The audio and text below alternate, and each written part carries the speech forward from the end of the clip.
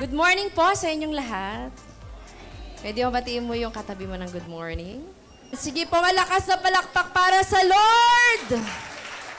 Bago tayo umupo, mananalangin muna po tayo. Let us remain standing. Let us ask for the presence of God this morning. Alam ko po na God is going to speak to you this morning. Hingin niyo po yung rema ng Panginoon. No? Itaas po natin yung kamay natin sa Lord. Magpakumbaba po tayong humingi ng kanyang mensahe ngayong umaga. Panginoon, we worship you, we honor you, we glorify you, Lord God. Tinataas ka po namin ng mataas na mataas sa lugar na ito, Panginoon. Take your special place in this church. Maraming pong salamat sa buhay ng bawat isa. Salamat po sa iyong habag, sa iyong awa, Panginoon. Naririto po kaming lahat. Despite of all the challenges, Panginoon, namin pong pinagdaanan. You keep us strong. You keep us fighting each day of our lives, Panginoon. Maraming pong salamat. Naririto po kaming yung mga anak, Panginoon. We want to hear more of you. Turuan mo kami, Lord God, nawa ikaw ang marinig namin, makita at maranasan namin ngayong umaga. Buksan niyo po yung puso namin, yung isipan namin, Lord God. At hayaan mo pong makapasok ang iyong banal na Espiritu sa buhay ng bawat isa. Mabago niyo po kami mightily, Panginoon. Ito pong aming dalangin. In Jesus' name, Amen. Malakas na palakpak kay Lord! Maaari na po tayo makaupo. Praise God. Blessed Sunday po sa bawat isa na naririto face to face. At of course, dun po sa mga nanonood po online. Salamat po sa Panginoon. Naririto po tayong muli para makarinig ng kanyang mensahe. Sino po ang excited? Say amen. So, ang topic po natin ngayong linggong ito ay about holiness. Tanungin mo yung katabi mo, banal ka na ba? O hindi pa rin, no?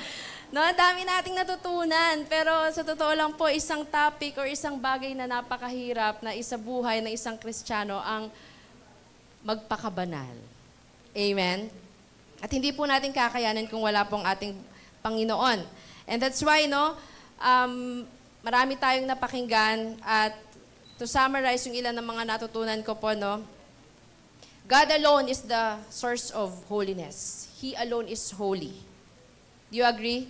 Tanging ang Diyos, ang banal. Yung katabi mo, tingnan mo yung katabi mo, hindi yan banal. But, ginawang banal. No? Sa pamamagitan ng ating Panginoong Yesus. Kasi we can never be holy without the presence of our Lord Jesus Christ. At ang susi po ay ang relasyon natin sa Panginoon. Sabihin mo sa katabi mo, relasyon mo sa Diyos. Yun po yung bagay na magpapabanal sa'yo. Not only God is holy, but thank God through our Lord Jesus Christ, we have been made holy. Grabe yung habag ng Panginoon, no? Na hindi ako karapat-dapat maging banal, hindi nga ako karapat-dapat lumapit sa presensya ng Panginoon ngayong umaga, pero we are all made holy sa ating Panginoon. Sabi ng mga nakaraang preaching po natin, holiness is separation from anything that is not of God.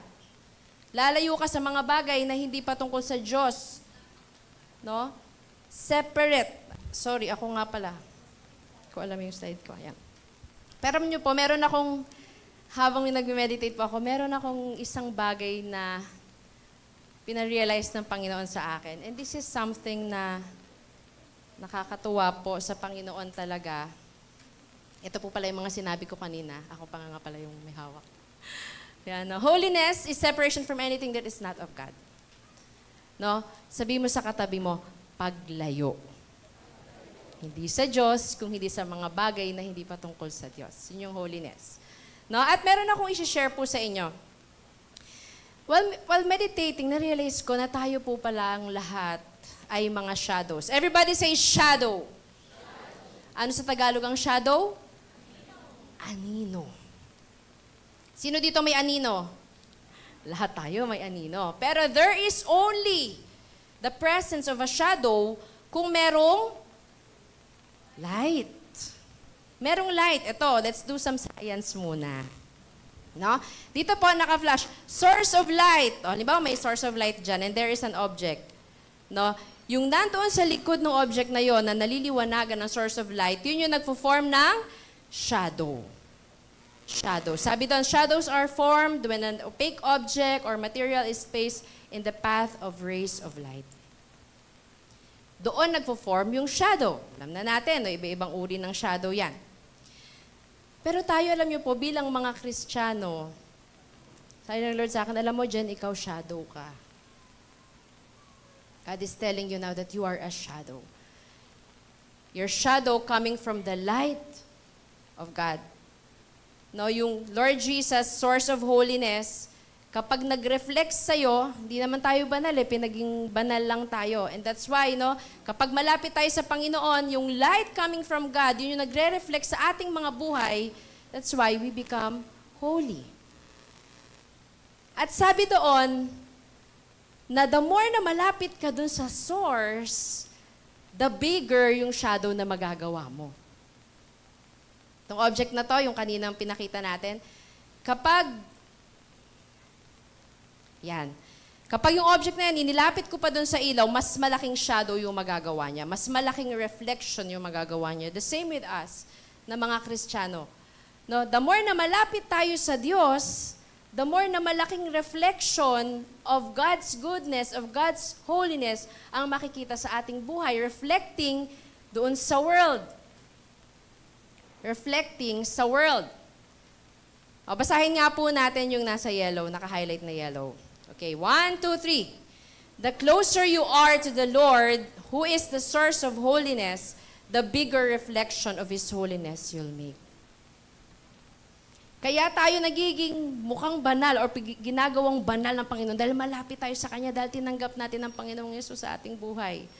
But, basahin naman natin yung nakapula, yung nandito lang po yung pulang letters. Okay, 1, 2, 3. The further away you are from Him, the smaller the reflection you'll make. Habang papalayo ka, mas lumiliit yung shadow na nagagawa mo. Tanungin mo yung katabi mo, anong size ng shadow mo? Sige, tanungin mo, anong size ng shadow mo? Mataba, mapayat. Mataba, mapayat na shadow. Malaki ba, maliit na shadow? We are reflections of God's holiness. No? And the kind of reflection you'll get or you'll make greatly depends kung saan ka malapit. Tanungin mo nga ulit yung katabi mo, saan ka malapit? Dalawang bagay. Ikaw ito. Saan ka malapit? Nasa gitna ka. God, the source of holiness, or yung world and sin. Magkaroon po tayo ulit ng self-assessment. No? Alamin natin, ano nga ba yung gusto sabihin ng Lord sa akin ngayong umaga? No? Meron kang pagpili. O, tanungin mo ulit yung katabi mo, saan ka malapit? Dito sa side na to or dito sa side na to? Pakita ko po sa inyo. When you are nearer God, Lord God, the source of holiness, ang nare-reflect mo is God's holiness. Affecting yung mga tao na nasa paligid mo. Kita nila, wow, kakatuwa naman tong taong to. No, parang talagang banal na banal. Na sumusunod sa ating Panginoon. Nakikitang buhay ang Diyos sa iyo. But, on the other hand, pag dun ka naman malapit sa kabilang side, ano nare-reflect mo? Yung kasalanan. Yung worldly things. And less of godly things, of God's holiness. Tanungin mo ulit yung katabi mo, saan ka malapit? O tanungin mo na lang yung sarili mo, saan ka malapit? Jen, saan ka malapit? Saan ba tayo malapit? No, I believe po, no, every day is a battle for holiness. Amen po ba? Sabihin nyo nga, struggle is real. Sino dito nagbabattle for holiness? Nagtatry naman ako magpakabuti, sumunod sa Diyos. Kaya lang, ang dami talagang tao sa paligid eh. Hindi ko talaga kayang maging holy. Napapalayo talaga ako sa Diyos. No, nag-iiba talaga yung pananaw ko sa buhay. Every day is a battle. Pakikipaglaban kung saan ka pupunta, kung malapit ba sa Diyos o malapit dito sa kasalanan. And I know every day, every hour of our life is a battle. No? Kung naniniwala ka, say, agree. Mamaya titingnan natin, ha? Kung bakit nga ba may battle. So, ang title po ng message natin ngayon is, nababasa niyo po ba? Laban banal. laban banal. Kita nyo, parang binaliktad lang naman eh. Minsan kasi tayo ganun, mga Kristiyano eh. Maapoy tayo minsan naman, lalayo tayo sa Diyos. Minsan ang bait-bait mo, cell group ka ng cell group, minsan naman talagang ayaw mo. No? Every day is a battle. Kaya tayo, laban banal. Kasi ikaw na ginawang banal ng Diyos, may laban ka araw-araw. Amen? Magde-devotion ka ba o maglalaban na lang ako? Diba?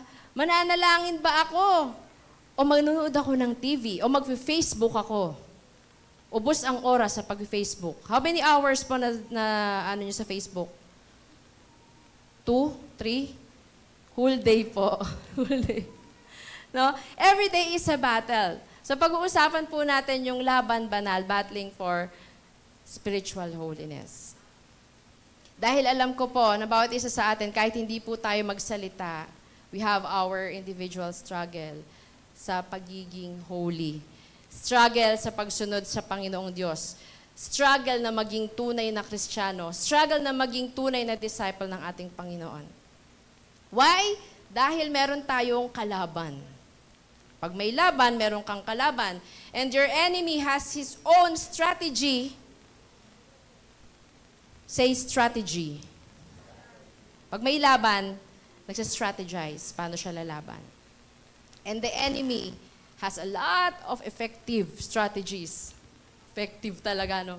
Para mapalayo ka sa Diyos. Para hindi ka maging banal. Para mawala yung holiness mo because of your acceptance sa ating Panginoong Yesus. Dito po sa Hebrews 10, ganda ng message kasi pinapakita po dito kung paano tayo naging banal. We are not holy, pero ang Diyos, sa pamamagitan po ng ating pagtanggap sa ating Panginoong Yesus, we are made holy. Tayo po ay naging banal, naging kawangis ng ating Panginoong Yesus. No? Tayo ay nagre-reflect ng kanya pong kabanalan. Basahin po natin dito kasi in the Old Testament, no, merong mga ino-offer para mawala yung kasalanan. Basahin ko po ha, allow me to read. Sa Hebrews 10. Ang kautusan ay anino lamang ng hindi lubos na naglalarawan ng mabubuting bagay na darating. Hindi ito nagpapabanal sa mga lumalapit sa Diyos sa pamamagitan ng mga handog na iniaalay taon-taon. Kung napatawad na nga ang mga lumalapit sa Diyos sa pamamagitan ng ganoong mga handog, wala na silang aalalahanin pa tungkol sa kanilang mga kasalanan. Hindi na sila kailangang mag-alay pang muli. No? Kasi before, para mawalan yung kasalanan ng mga tao, mayroong mga nag-o-offer ng dugo. No? May pag-aalay ng dugo para sa pagkapatawaran ng kasalanan. Ngunit, ang mga alay na ito ang nagpapagunita sa mga tao ng kanilang mga kasalanan taon-taon. No, sa taon-taon, maglinis tayo ng kasalanan. No? Taon-taon, magsisindi tayo ng kandila, hingi tayo ng kapatawaran sa Diyos. Sabi doon, sapagkat ang dugo ng mga toro at mga kambing ay hindi makapapawi ng kasalanan. Dahil dyan, nang si Kristo'y naparito sa daigdig, sinabi niya sa Diyos, ang mga pang-alay, pati mga handog at mga hayop na handang sunugin, hindi mo ibig sa dambana dalhin. Hindi mo kinalugdan ang mga handog na sinusunog at ang mga handog upang pawiin ang kasalanan. Hindi kailanman kinalugdan ng Diyos yung mga offer na yan para sa kapatawaran ng ating mga kasalanan. Hindi sa mga ginagawa natin that we have been forgiven. Kaya't sinabi ko, ako'y narito, O Diyos, upang sundin ang iyong kalooban. Ayon sa sinasabi ng kasulatan tungkol sa akin. So dahil dyan, no, hindi na natin kailangang every year mag-offer pa ng dugo para sa kapatawaran ng ating kasalanan. Ngunit dahil tinanggap natin ang ating Panginoong Yesus, tayo ay ginawang malinis. No? Although sinasabi natin, nagkakasala pa rin tayo everyday, ngunit salamat sa habag at pag-ibig ng Diyos sa atin, no? Pinatawad tayo sa ating mga kasalanan. Sinabi muna niya, hindi mo ninais o kinalugdan ng mga alay at handog na hayop, mga handog na susunugin at handog dahil sa kasalanan. No? Punta tayo sa verse 10. Nang sa ganoong paraan, inalis nga ng Diyos ang unang handog at pinalitan ng handog ni Kristo. At dahil sinunod niya ang kalooban ng Diyos, tayo ay ginawang banal ni Jesucristo sa pamamagitan ng minsanang paghahandog ng kanyang sarili at iyon ay sapat na. Ang sarap mapakinggan, no? Everybody say, sapat na. Sapat na po yung ginawa ng Panginoong Yesus para sa'yo at para sa akin. Para tayo ay maging banal or magpakabanal. Sumunod sa kabanalan ng ating Panginoong Yesus. Yung Bible verse na yon. No? So, hindi dahil sa mga dugo or kung di na natin kailangan mag-offer, but then tanggapin lang natin ang ating Panginoong Yesus at magpakalapit pa sa Kanya. No? Sabi mo sa katabi mo, si Jesus ang daan sa kabanalan. Si Jesus lang po. Kasi kung tayo, tingnan mo yung katabi mo. Tingnan mo yung katabi mo. Mukha bang banal yan? Pero salamat sa Diyos, no? Nakikita mo ba si Kristo sa mukha niya? Araw-araw po ay pakikipaglaban. Say laban. Sa kabanalan. No, may laban, laging may pagpili. Sabi ko dito, Lord, oo nga, no, araw-araw kailangan naming mamili. Kabanalan o kasalanan? Simbahan o sanlibutan? Kristo o mundo? Laban yan. Sino ang pipiliin ko? Pagpupuri. Kung meron kang problema, pagpupuri o maging sawi. Lumapit o lumayo. Laging may laban, laging may pagpili sa atin. No? Paano pa tayo lalapit sa ating Panginoon? Sino dito may mga kaaway? Mga amen. No? Pag may kaaway ka, anong pipiliin mo? Dasal o sakal? Magdadasal ka para sa kanya o sakalin mo na lang. Diba? Sa buhay, laban or bawi? Laban. Laging may pagpili.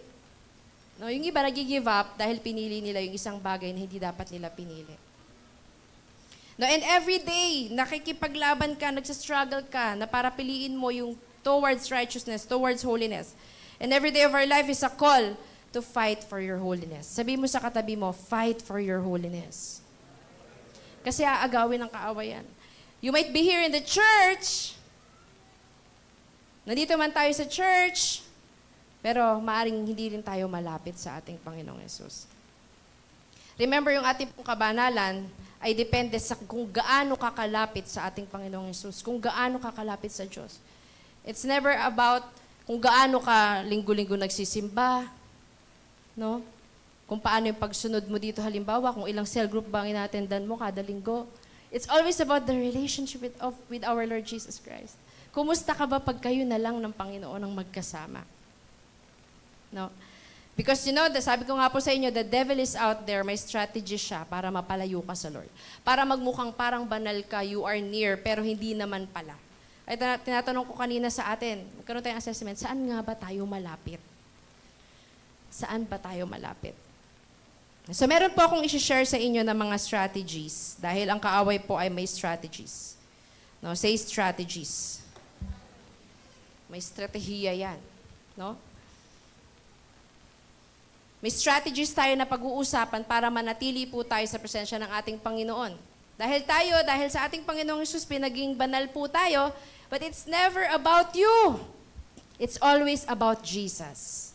No, hindi dahil sa mga ginagawa mo or sa ginawa mo, kundi dahil sa ginawa ng ating Panginoong Hesus para sa iyo. No, say, Jesus, thank you. Sige, lakasan mo, Jesus, salamat. Kasi ginawa ng Panginoon yun para sa iyo. Kahit hindi tayo karapat-dapat. No, ginawa kanyang banal. It's always about Jesus. Yung ginagawa natin dito lagi para sa ating Panginoon. At sabi nga ng verse, sapat na. Sapat na ang ginawa ni Jesus para lumaban ka. Basahin nga natin ang sabay-sabay. 1, 2, 3. Sapat na ang ginawa ni Jesus para lumaban ka. Para sa mga nakikinig, maybe online, no? Parang feeling mo gusto mo nang sumuko, gusto mo nang umalis, gusto mo nang lumayo, gusto mo nang lumipat. Oh, may paglipat. No? Lumaban ka. Sabihin mo sa katabi mo, lumaban ka. Because every day is a battle. So strategy 1, meron po akong share sa inyo na 5 strategies para manatili po tayo doon sa dakong paroon ng kabanalan na papunta po sa ating Panginoon. Doon sa verse na binasa po natin sa Hebrews 10. No, ang first strategy is lumapit ka. No? Sabihin mo nga sa katabi mo, lumapit ka. Lumapit ka. Sa verse 22 of chapter 10, sabi doon, kaya't lumapit tayo sa Diyos ng may pusong tapat at may matibay ng pananampalataya sa Kanya.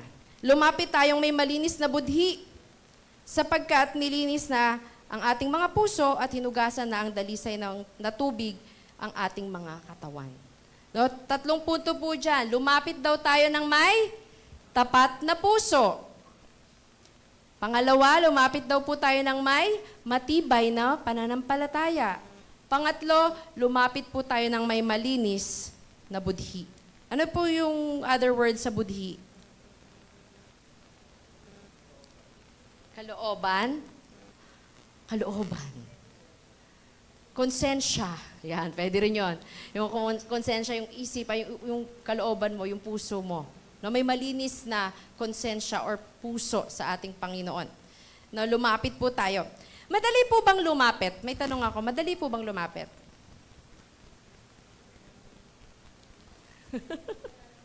Depende sa lalapitan. Tama, may sumagot. Depende po sa lalapitan. No, mahirap lumapit kapag alam mo na napakalayo mo. Amen? Halimbawa, ano na bang pinakamalayong nalakad nyo na? Maglalakad ka mula dito hanggang complex. Sino kaya?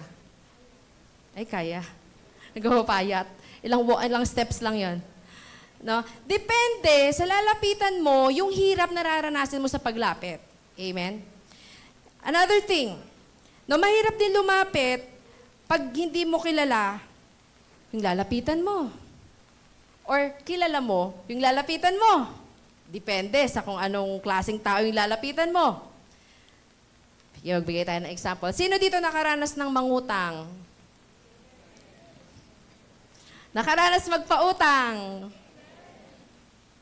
Ano mas malakas? Mas malakas yung mangutang. Pag mangungutang ka, kanino ka lalapit? Sa mapera? O sa mukhang pera? Sa mapera. Tingnan mo nga katabi mo. Mapera ba yan? Mukhang mapera ba? Mukhang mapera ba? Siyempre, lalapit ka doon sa alam mong mapera. Hindi yung sa alam mo na mukha lang pera. Or mukha lang na may pera. Sabi mo nga sa katabi mo, pautang nga. Depende sa tao na lalapitan mo kung ikaw ay lalapit. No? Kung ano yung pangangailangan mo. No, araw-araw po, lagi nating piliing lumapit sa Panginoon. No, lahat, ano man na maging struggle mo, problema mo, lumapit ka sa Panginoon. Lagi mo siyang piliin. Unahin mo siyang piliin kesa doon sa mapera. Manalangin ka muna, ito ba talaga ang lalapitan ko? No? Or baka naman di mo kailangan mangutang, meron kang kailangan gawin. No? Para doon sa pangangailangan mo. Pero every day is always a call for you na lumapit sa Diyos. But, sabi nga natin, kapag nagkaroon tayo ng problema, saan tayo lumalapit, depende sa nilalapitan natin. At kung lalapit tayo sa ating Panginoon, nandoon yung reflection ng ating holiness. Pero kung lalapit ka dito sa kasalanan, kapit na ako sa patalim dahil matindi pangangailangan ko, alam mo na rin na magiging resulta. It's always a choice that you have to make. No, kung saan ka lalapit. Come to the source of holiness, kung saan naroroon ang kabanalan ng ating Panginoong Yesus. No? Come to Jesus. Everybody say, come to Jesus. Alam niyo po, nakakatuwa, no? Sabi ko, Lord, nga, napakabuti mo. Kasi anywhere, anytime, pwede kaming lumapit sa'yo. No, kung nagsastruggle ka dito, Lord, ano bang pipiliin ko dito? Manalangin ka lang. And God will hear you. Pakinggan mo yung anong gusto niya sabihin. No? Go nearer the fireplace, kung saan naroroon ang Panginoon. Kung nasa ng apoy, naroroon ka. Mas lalapit ka, hindi ka lalayo kung saan ka makakakuha ng banal na presensya ng ating Panginoon. No? Pag malapit ka sa Diyos, gagamitin ka. Sabi mo sa katabi mo, gagamitin ka. Dahil naririto ka, you are hearing the message of God, dumalapit ka sa presensya ng Panginoon, God wants to tell you na gagamitin ka ni Lord. Gagamitin ka ni Lord. Tulad ng paggamit niya kay Moses. Ito po, meron tayong, basahin ko lang yung verse sa story ni Moses. No? Sabi dito sa Exodus 3:1-4, basahin ko po. Samantala, habang nagpapastol si Moses o si Moises ng kawan ng biyanan niyang si Jethro na pari sa Midian, itinawid niya ang kanyang kawan sa gawing kanluran ng disyerto at nakarating siya sa Sinai. So Moses was doing his job. No? Gumagawa siya ng usual trabaho niya. Pumunta siya doon, nagpapastol siya. No, sa Sinai, ang bundok ng Diyos. Pumunta siya doon sa bundok ng Diyos. Doon, ang anghel ni Yahweh ay nagpakita sa kanya na parang apoy na nagmumula sa gitna ng isang mababang punong kahoy. No, sa isang punong kahoy, naroon nagpakita ang presensya ng Diyos. Kitang-kita ni Moises na nagliliyab ang puno, ngunit hindi nasusunog. Nagliliyab, pero hindi tumitigil, hindi nasusunog, hindi nawawala yung puno. Kaya't nasabi niya sa kanyang sarili, sulat sa Bible, sabi niya, nakakapagtaka naman ito, sabi ni Moses. No, nakakapagtaka naman ito, titingnan ko ngang mabuti kung bakit hindi iyon natutupok, gayong nagliliyab. No, nang lalapit na si Moises, tinawag siya ni Yahweh, buhat sa nagliliyab na punong kahoy, Moses. Imagine, yung punong kahoy lang naman yun eh. Ordinaryong punong kahoy lang. Pero nag-umapoy yon dahil naroroon ng Diyos. Imagine, isang ordinaryong tao na tulad mo, kapag naroroon ang presensya ng Diyos, kayang umapoy ng gano'n ka-powerful, kaya malagyan ng powerful fire coming from God. If you are in the presence of God, kung tayo ay lalapit sa Kanya, no, yung apoy na yon mapupunta sa iyo. Sabi mo nga sa katabi mo, mag-apoy ka. No, bilang mga Kristiyano, kung naroon tayo sa presence ni Lord, naroon yung apoy na hindi nawawala. No, kasi kung wala presensya ng Panginoon, hindi burn out ang kararanasan natin. Dahil mapapagod tayo. Mapapagod tayo doing the things na hindi naman para sa Diyos. O doing the things na hindi mo kasama ang Diyos. Sabi doon, paano ko madadala yung mga tao ko? Sabi ni Moses sa mga tao, God said, I will be with you. No, I will be with you. Lord, paano ba magpakabanal? Paano ba sumunod sa'yo? Paano ba magbago? Paano ba mahalin yung kaaway ko? Paano ba magpatawad, Lord? Ano sabi ng Diyos? I will be with you. Kasi kung ikaw lang, hindi mo kaya. Sabi mo sa katabi mo, hindi mo kaya. Pero kaya ni Lord. Kaya ni Lord. Sobrang powerful. Sabi ko, Lord, oo nga, yung burning bush na yun, it's an ordinary tree. Pero naging powerful tree siya. Umapoy. At hindi nawawala yung apoy na yun because God was there. Tayo bilang mga Kristiyano, hindi mawawala yung apoy dyan sa puso mo, apoy dito sa puso ko if God is here, if God is with us. Kung naroon tayo, kung talagang malapit tayo sa Diyos. Kaya yung panalangin po natin, yung personal Bible reading natin, wag po nating pabayaan. On top of our cell group, on top of our Sunday service, talaga pong lumuhod tayo sa presensya ng ating Panginoon. Lumapit kang mag-isa sa Diyos. Sa dakong lihim, sa dakong banal na lugar na tanging ikaw at ang Diyos lang ang nag-uusap. No. Be amazed by the powerful presence of God. No, lumapit ka sa presence ni Lord. Sabi doon sa di ba? Sabi niya, nakakamangha naman tong apoy na to. Sino dito amazed by the presence of God? Now, when you worship, feel mo ba? Damang-dama mo ba ang presensya ng Panginoon? Honoring Him. Sobrang amazed ka sa presensya ng ating Panginoon. Now, be amazed by the powerful presence of God. No, lagi kang maging excited sa pagpupuri sa Kanya, paglapit sa Kanya. No, separate yourself from the world, from this world. No, si Moses, saan yung lugar pumunta siya? Sa Sinai. Umakyat siya doon sa lugar kung saan naroroon ang Diyos. Tapikin mo yung katabi mo, sabihin mo, umakyat ka. Sige, sa kabila naman, umakyat ka, kapatid. Umakyat tayo sa presensya ng ating Panginoon. No? Exert an effort to reach out to God, to His presence. Kasi naroroon po ang kabanalan paglalapit ka sa Kanya. Again, no? Sabi ko nga po, ang laban natin everyday ay mahirap. Kaya kailangan po natin ng banal na spirito, kailangan po natin ng pananalangin everyday. No? Tulad ng ginawa nga ni Moses, ng ginawa ng Diyos kay Moses. Tinawag niya si Moses because Moses was there. No? At sabi niya, "Here I am." Narito ako, Panginoon. Tumugon po tayo sa tawag ng Panginoon. Tinatawag ka ni Lord. Sabi mo nga sa katabi mo, tinatawag ka ni Lord. Tinatawag tayo ni Lord. Tumugon tayo. The bush was burning because God was there. Tingin niyo, naririto si Lord? Naririto po si Lord? Amen. Amen. No, nawa ay patuloy po tayong kinakausap ng Panginoon gaya ng pakikipag-usap niya sa akin habang po ako ay meditate on His Word. It's always our close relationship with God. Hindi po ito yung gathering natin lagi. Well, we need it mamaya sa point natin. Pero napaka-importante po ng individual na paglapit mo sa Diyos. Yung individual na pananalangin mo. No? Yun ang magpapalago sa iyo sa relasyon mo sa Panginoon. At kung nasa ng Diyos, naroroon ang apoy. Naroroon ang kabanalan. No? At yung ordinary person like you, pwede ang magkaroon ng napakalaking apoy coming from God. No? Makakapag-influence ng mga tao sa school.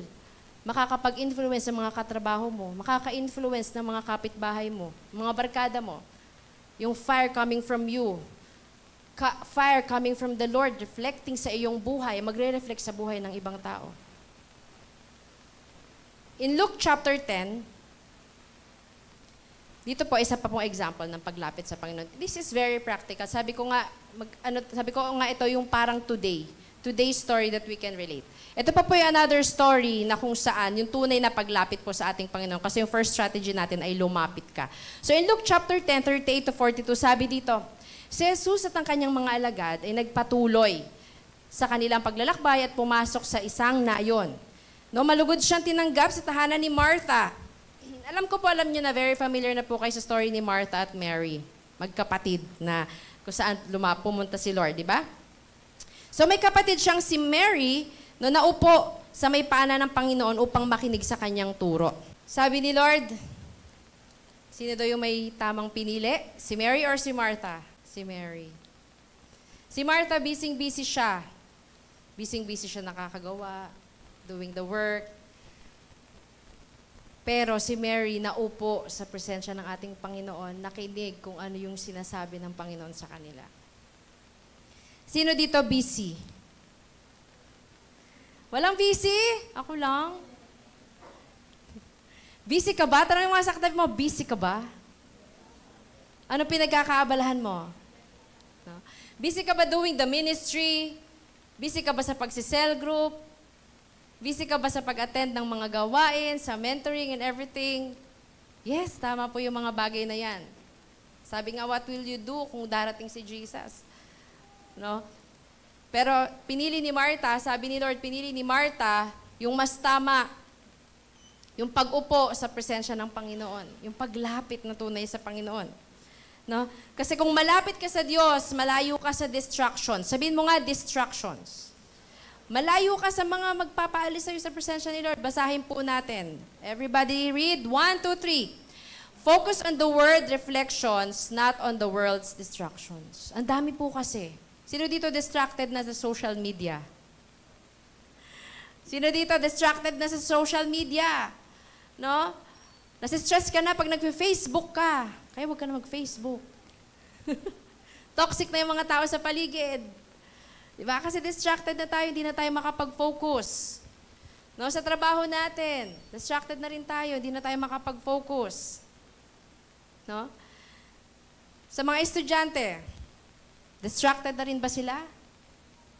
Marami na pong distractions sa mundo. No? Kalabitin mo nga yung katabi mo, sabihin mo, focus on the word. Sige, hawakan mo yung dalawang balikat.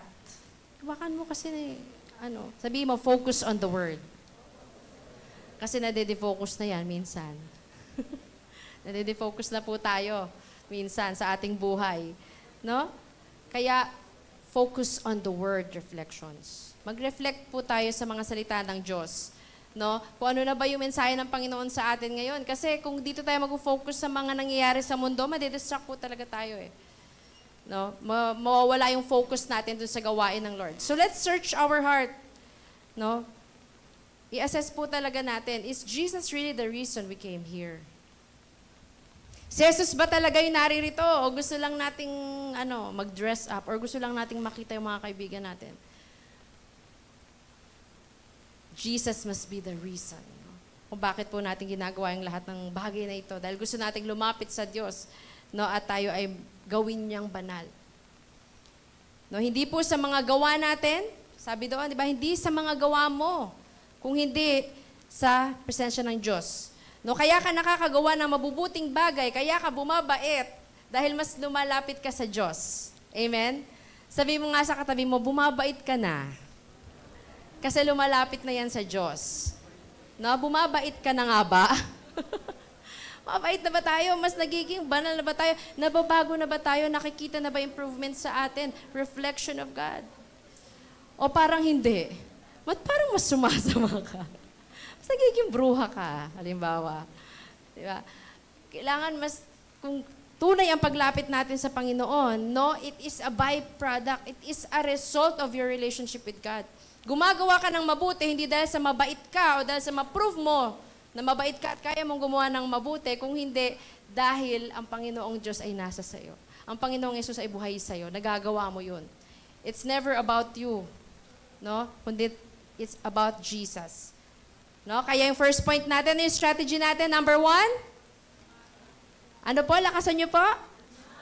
Lumapit ka. Hala, ang bilis ng oras. Strategy number 2. Ang strategy number 2 natin ay, everybody read. Sabi mo sa katabi mo, magpakatatag ka. Verse 23, magpakatatag tayo sa ating pag-asa at huwag nang mag-alinlangan pa sapagkat tapat ang nangako sa atin. Wow. Promises are made to be, sa atin yon, to be broken. No? Pero sa Lord, promises are made to be fulfilled. Gagawin ng Diyos ang kanyang pangako. Kung ikaw'y lalapit sa Kanya, gagawin Kanyang banal. Kung tayo ay lalapit sa Kanya. No, tapat ang nangako sa'yo. Sabi mo sa katabi mo, tapat nangako sa'yo. Tapat ang Diyos. No, He will never fail. Nawawala na ba yung mic ko? No, He will never fail.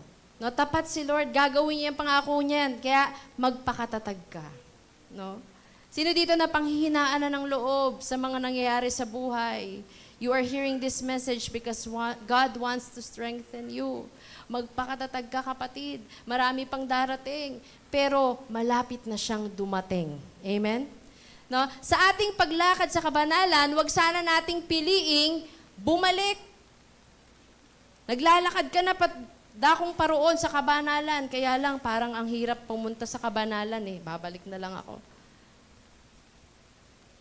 Wag po sana natin piliing bumalik. No? Never give up on holiness. Never give up on holiness. Never give up on your relationship with God. Sabi mo sa katabi mo, akbayan mo, never give up. Sa kabila, akbayan mo pa, magpakatatag ka. Sa likod, pag natutulog, sabihin mo, gumising ka. May tulog na pala. No?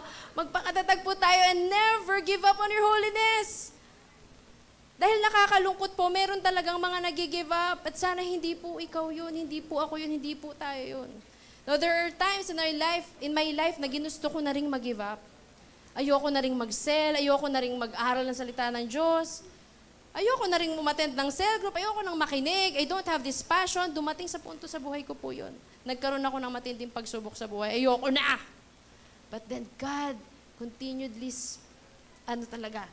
touched my heart. Kasi kailangan maging matatag ka. Dahil malapit na. Malapit na. Sabi mo, malapit na. Now, some of us here, no, merong mga struggle sa buhay. Alam mo yan, God is speaking to you, magpakatatag ka. Magpakatatag ka, kapatid. Never give up. No? Hebrews 10:19 sabi dito, kaya nga mga kapatid, tayo'y malaya nang makakapasok sa dakong kabanal-banalan dahil sa dugo ni Jesus. Hallelujah.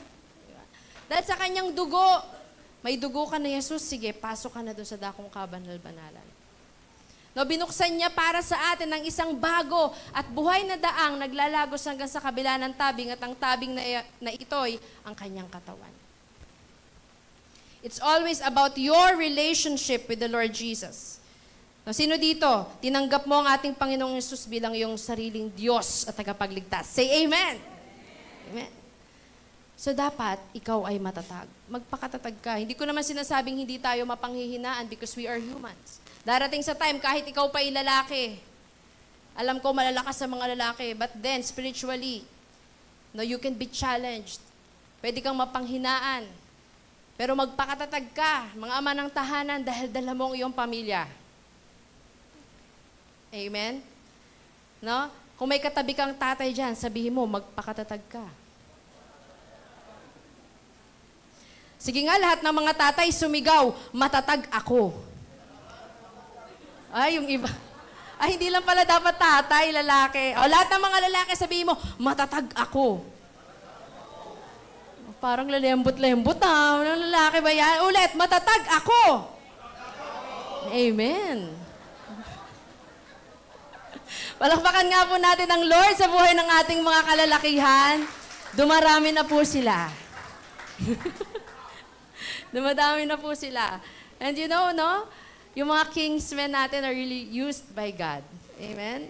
At natutuwa po ako sa mga lalaki talaga kasi minsan hindi po ako nakikinig sa cell group nila. Pero pag naririnig ko sila nag-uusap patungkol sa mga pangako ng Diyos, parang kinikilig ako. Alam niyo po, yung mga lalaki na nag-uusap, alam mo, buti talaga ni Lord pre. Di ba parang, wow, amazing. Everybody say amazing. Ang mga dakilang tatay na yan, gagamitin talaga ng Lord yan. No? Pero hindi pa ako nakikinig sa kanilang cell group. No? Sino dito naniniwala, target yung katabi mo ng kaaway? Sabi mo sa katabi mo, you are a target. No? May battle yan. Hindi battle, hindi two battles, ha? May problema yan. Tanong mo sa katabi mo, may problema ka ba? No? Nakikipaglaban ka pa ba sa buhay? No? Nakikipaglaban yan. No? Meron dito na panghihinaan ng loob, no? Pero magpakatatag ka, kapatid. Everybody say, matatag tayo. Parang hindi, no? No, matatag po tayo dahil sa ating Panginoon. No? Dahil tapat ang Diyos. No? Sabihin mo nga habang nakapikit ka, tapat ang Diyos. Ba't nakadilat kayo? Sabi ko nakapikit eh. Tapat ang Diyos, no? Sa ating paglakad sa kabanalan, na huwag nating piliing bumalik. No? Sabi mo sa katabi mo, huwag kang lilingon. Huwag ka nang bumalik. Ayan.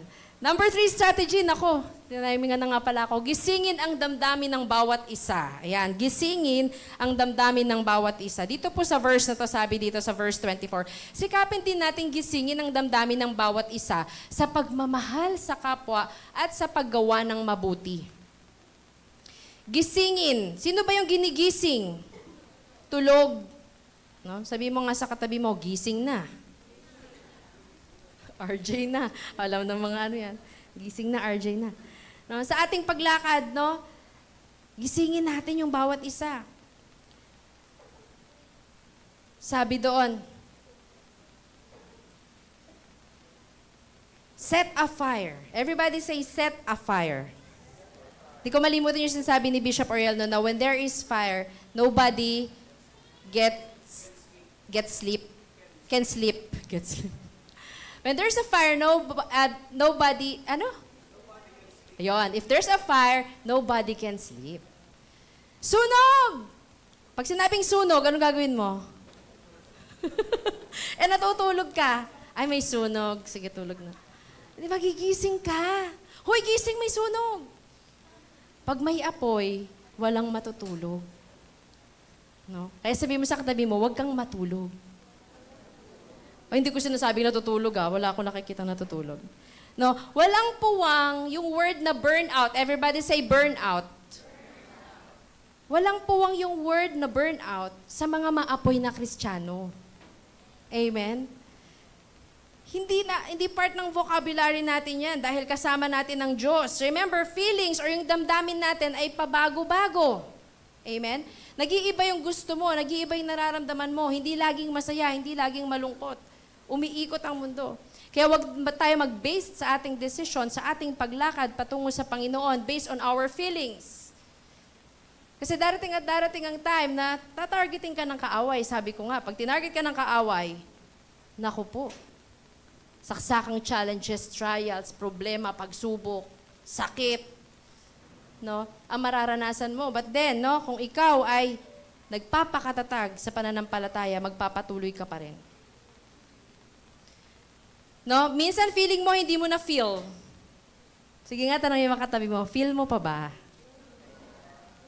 No, minsan love mo, minsan hate mo. Sabi mo nga ulit sa katabi mo, I love you. Pag babae lang baka, magkatabi pa dyan. No? Minsan on fire ka, minsan hindi. Amen? Minsan may gana ka, minsan wala. Minsan ang aga mo, minsan naman late ka kasi nga wala ka sa mood. No, minsan on fire ka, minsan nanlalamig ka. It's part of our Christian life.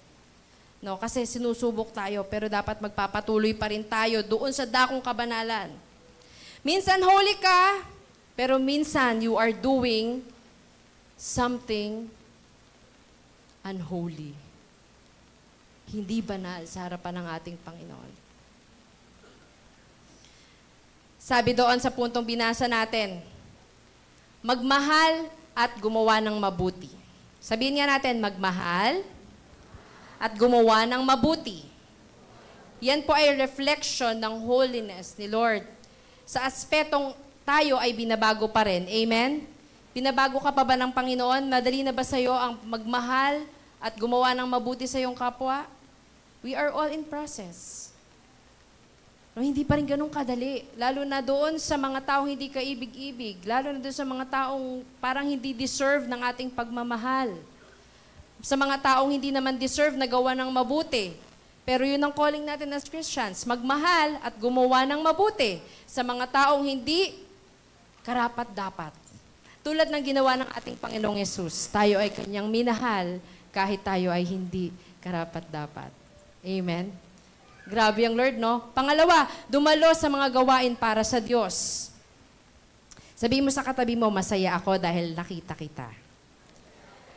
Ito ay gawain po para sa Diyos. Sabi doon, huwag nating kaliligtaan ang pagdadalo sa ating mga pagtitipon, gaya ng nakasanayan ng iba. Ano yung mga pagtitipon natin, cell group? Sino dito masaya pag nagsi-cell group siya? Sino dito masaya pag nagsi-Sunday service siya? Sino dito masaya pag umattend ng mentoring? Dumalo. Kasi pag naroon ka, tulad ni Moses, if you are there, God can use you. So dapat naroon ka. Sabi mo sa likod mo, nasa likod mo, buti nandito ka. Buti dumalo ka. No? Dahil gagamitin ka ni Lord.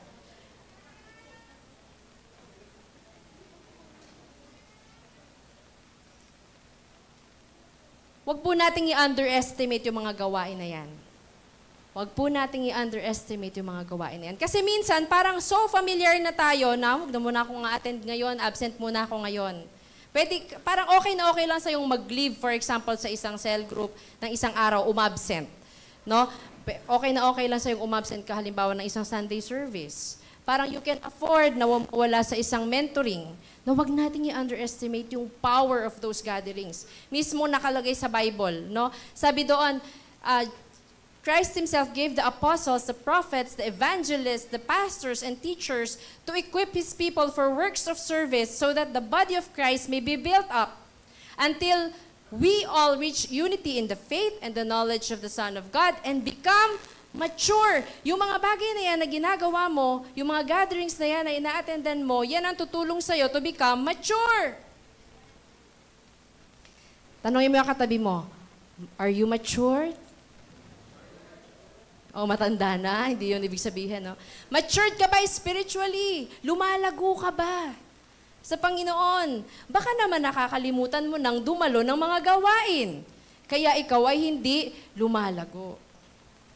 No? Kaya umattend po tayo, don't underestimate the power of those gatherings. Kasi sabi nga po, whenever 2 or 3 are gathered in His name, I am with them. Jesus is there whenever kayo yung nagsisell group, nananalangin, nagmi-midweek, nagsa-Sunday service. All those gatherings for Him, naroroon siya. And right now, naririto ang Diyos. At sabi niya, sasamahan ko kapag 2 lang o 3 naroroon. How many of us here are present? Ilan tayo dito? Nasa 100 yata tayo. Naku po, 5 minutes. Ano, a strategy na ba tayo? Sorry na. Pa lang. Ang dami ko kasi sinasabi. Now, there I am with them. Now, sino naniniwala na naririto ang Diyos? Pumalakpak ng malakas sa Kanya. Acknowledge the presence of our Lord Jesus because we are doing this for Him. Sabi ko, Lord, wag sana naming makaligtaan lagi kahit gaano kami kabisi sa mga ginagawa namin. Kahit gaano kami kabisi mag-practice, mag-cell group, no, mag-prepare ng message for you. Wag naming kalimutan na ito'y para sa'yo. Samahan mo kami kasi kung wala ka, baliwala ito. No, and that is holiness.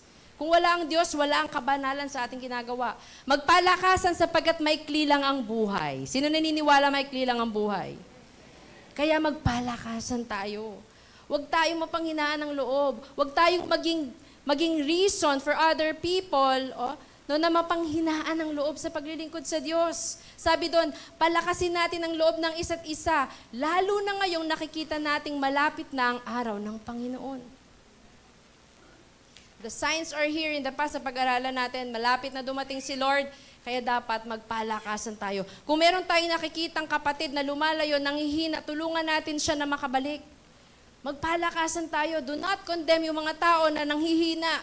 Yan naman, pa-attend lang yan ngayon. Bahala sa buhay niya, ayaw makinig. No. Magkaroon tayo ng pag-ibig, ng awa doon sa mga taong nawawala. No, magkaroon tayo ng initiative na maging kalakasan ng mga tao na nanghihina. No, because if Jesus is really with you, yung reflection ng holiness ni Lord magre-reflect sa tao na nasa paligid mo. No, magkaroon ka ng pag-ibig doon sa mga tao na napanghihinaan. Tanungin mo yung katabi mo, nanghihina ka ba? Imamassage kita. No, hindi madaling lumaban mag-isa, amen? Hindi po madaling lumaban mag-isa. We need each other. We need your seatmate. You need your brother and sister. Now, pray harder for one another. Now, sabi mo nga sa katabi mo, pray for me. Sino dito nananalangin para sa ating church? Sino dito nananalangin para sa kanilang mga cell members? Nananalangin ba kayo para sa inyong mga cell leaders? Pray for each other because we, every one of us, no, ay target ng kaaway para yung holiness natin mawala. Para yung malapit na relasyon mo sa Diyos mawala, mapunta ka dun sa kabila. And prayer is our powerful weapon, no, against that. Strategy number 4. Huwag sadyaing magkasala. Hanggang 5 lang po ito. Huwag sadyaing magkasala. Pag sinabing sadya, ano yon? Sinadya. Ginawa talaga. Alam mo na, ginawa mo pa. Yun ang sadya. Verse 26 to 27, sabi dito, matapos nating malaman at tanggapin ang katotohanan at, pakinggan nyo po ito mga kapatid, grabing revelation ng Lord sa akin dito, at sadyain pa rin nating magkasala. No, matapos nating malaman at tanggapin ang katotohanan, tinanggap natin sa Panginoon, at sadyain pa rin nating magkasala, wala nang handog na may aalay pa para sa ikapagpapatawad ng ating mga kasalanan. Ang naghihintay na lamang sa atin ay ang kakilakilabot na paghuhukom at ang paglalagablab na apoy na tutupok sa mga kaaway ng Diyos. Nakakilala ka na sa Diyos, alam mo ng tama at mali. Tayo bilang mga Kristiyano, alam mo dapat mag-decide whether this thing is good or bad. Whether this thing is holy or not. Whether this thing is for God or not. Sabi doon, wag na po nating sadyaing magkasala. Dahil pag alam mong tama, gawin mo. Wag mong gawin pag alam mong mali. Basahin nga natin ng sabay-sabay para tumatak sa'yo. 1, 2, 3. Pag alam mong tama, gawin mo. Wag mong gawin pag alam mong mali. Kasi it's deliberate. Sabi ng Bible mismo, wag mo nang sadyain. Alam mo nang mali, gagawin mo pa. Example, magtatanong ako sa inyo. No?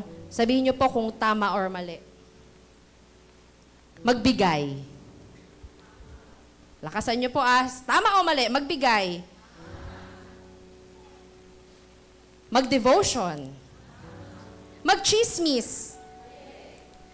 Maging tamad. Magmura. Magpatawad. Magpakalasing. Maging judgmental. Manood ng porn movies. Manalangin. Magsinungaling. Magsorry. Mangopya. Maging matakaw. Magsimba. Ang tama, may tama doon na maging matakaw. Tama na pala maging matakaw ngayon. Magsimba. Mag-cell group. Very good, children. Alam natin ang tama sa mali. Pero Lord, patawad kasi minsan, alam na naming tama, hindi pa namin ginawa. Alam na naming mali, ginawa pa rin namin. Grabe, no? Lord, ang hirap talaga magpakabanal. Kasi alam ko na deliberate. Sabi ng Bible, wag mong sadyain, kapatid. Kasi hindi ka na kayang iligtas ng Lord. Niligtas ka niya ng isang beses. Tinanggap mo na si Jesus. And you have heard the word. Alam mo na dapat mong gawin. That's why, lapit ka lang ng lapit sa Lord para yung reflection lang niyang makukuha at makikita sa'yo ang magagawa mo at hindi ka na uulit babalik sa dating ikaw. Kasi kung sa sarili mo lang, hindi natin kaya. I have given examples dahil alam nyo po ang tama at mali. And God is speaking to you now. Stop those things na alam mong mali pero ginagawa mo pa. No, because without holiness, no one will see God. Lord, ang banal mo, ang layo namin sa'yo. No, pero salamat dahil sa biyaya mo, nakarating kami doon. Ginawa mo kaming banal.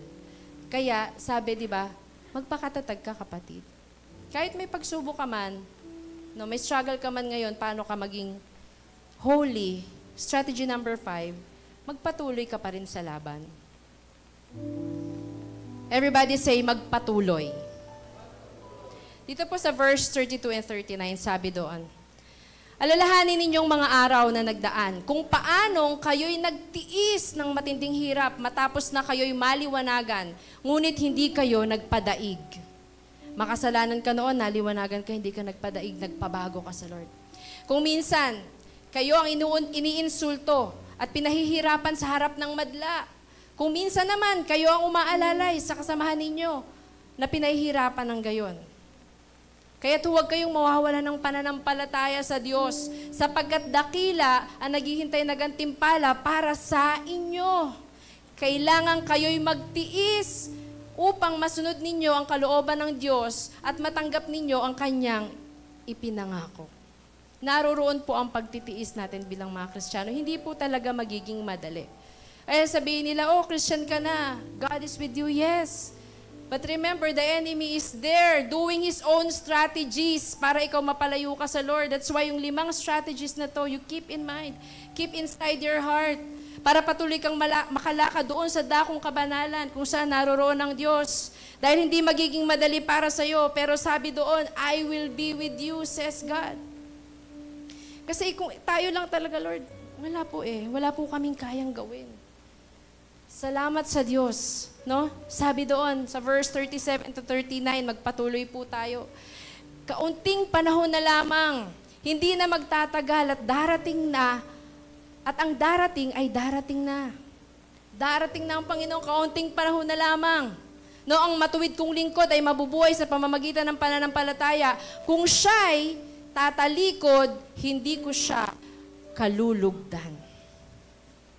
Pag tumalikod tayo sa Panginoon, alam mo na ang tama at mali, nakakilala ka na sa Diyos. Bumalik ka sa dating ikaw, lumayo ka sa paglilingkod sa Diyos. Ang sabi ng Diyos, hindi ko siya kalulugdan.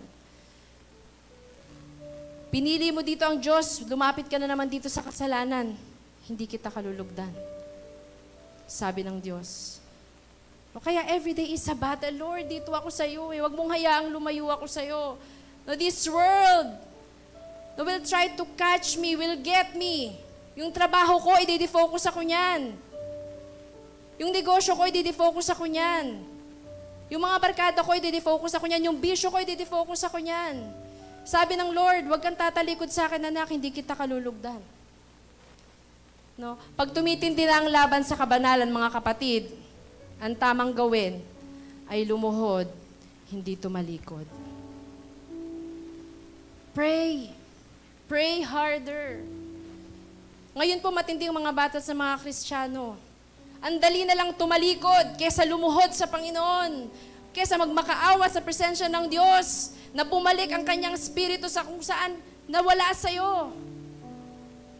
Sabi mo sa katabi mo, lumuhod ka, kapatid. Akbayan mo yung katabi mo, sabihin mo, huwag kang tatalikod, kapatid. Dahil darating na ang darating. No? Laban lang sa buhay. Laban lang sa pananampalataya. No? Laban lang papalapit sa Diyos. Na huwag na tayong bumalik sa dating tayo. Natatandaan mo ba yung dating ikaw? Nung hindi ka pa nakakakilala sa Diyos.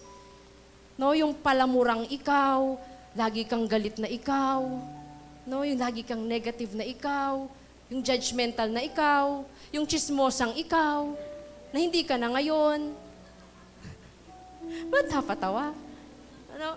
Manatiling lumalaban patungo sa kabanalan kasi laban yan, kapatid. Ako, nag-struggle din ako. No, Lord, ang hirap sumunod sa iyo eh. Kasi nade-defocus ako eh. Ask yourself. Tanungin mo yung katabi mo to. Katabi mo nito, musta ang laban mo, kapatid? Another question. Malapit ka pa ba sa Lord? Sige, tanungin mo yung katabi mo, malapit ka pa ba sa Lord? O, isang tanong pa sa kapatid mo, matatag ka pa bang nakatayo bilang anak ng Diyos?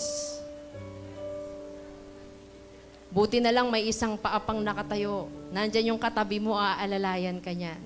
No, para yung isang paamuli, maitungtong mo, mailakad mo, paparating sa Panginoon. No, minsan kasi napipilay tayo sa pagtayo at pagsunod sa Panginoon. It's part of life. Kaya nga magpalakasan tayo. Huwag tayo maging source ng kahinaan ng ating mga kasama. No, sabihin mo sa katabi mo, gising pa ba ang iyong damdamin? Sabi, gisingin ang damdamin sa pagmamahal, sa paggawa sa kapwa. No, musta ang buhay mo araw-araw, kapatid? Musta ang paglakad mo? Saan ka pumupunta? Papalapit ba sa Diyos o papunta sa kasalanan? Assess yourself. Lumalaban ka pa ba? Lumalaban ka pa ba? Yan yung matinding tanong ng mensaheng ito sa atin. Lumalaban ka pa ba? So in summary, yung mga 5 strategies po natin para sa laban, banal. Ano po yung number 1? Lumapit ka. Lumapit ka, kapatid, sa Panginoon, sa pana ng Diyos, yung pinakamalapit, mas malaking reflection of God's goodness, mas malaking shadow. Number 2, magpakatatag ka. Sabihin mo sa katabi mo, magpakatatag ka. No, gisingin ang damdamin ng bawat isa. Number 3, natutulog lang yan, pero gigising yan. Because the power of God can teach you, the power of God can mold you, the power of the Word of God can change you. That's why you are hearing this message dahil gusto ng Diyos, gisingin mo yung damdamin mo. No, magmahal ka sa kapwa, gumawa ka ng mabuti. No, kahit hindi karapat-dapat yung mga taong nasa paligid mo dahil ikaw nga hindi ka karapat-dapat, but God chose to love you. Jesus died for you. No? Huwag sadyaing magkasala. Alam na natin ang tama at mali, mga kapatid. Always do the right thing. The things that will honor God. At patuloy tayo magpatuloy sa laban. Patuloy tayo magpatuloy. Anong pipiliin mo? Malapit sa Lord or malapit dun sa kabila? Remember this, mga kapatid, someone died for you to be holy. Someone has loved you more than enough. No, lumaban ka, fight for it. No, this morning I'd like to invite you na mag-worship tayo sa Panginoon. Tumayo po tayo. Alam niyo po, sabi ko nga po sa inyo, every day is a battle. Iba sa atin dito, meron talagang struggle. Hindi nagsasalita yung katabi mo, pero matinding struggle niyan. No? Matinding struggle niyan physically, financially, emotionally, intellectually. No? Ang bulsa niyan, struggle din. Pero alam nyo, salamat sa Diyos dahil naririto tayo. And it is always best to worship Him. It is always the right thing, no, to come to His presence, worship the Lord, ask, beg for His fire, beg for His presence. Kung kapatid, ikaw nakikita mo na parang lamyang-lamya na yung pag-worship mo, nagde-devotion ka pero walang mensahe, walang vision ng Panginoon, parang wala si Lord.